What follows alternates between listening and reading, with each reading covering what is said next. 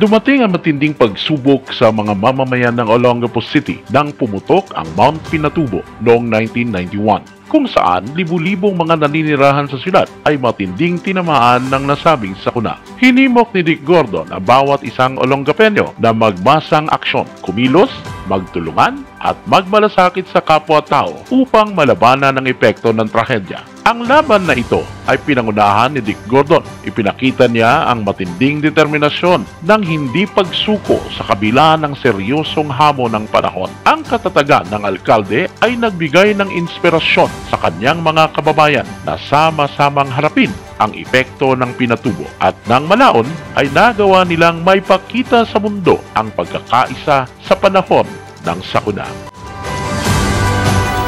Please be a little bit more aggressive. Please show your best foot forward.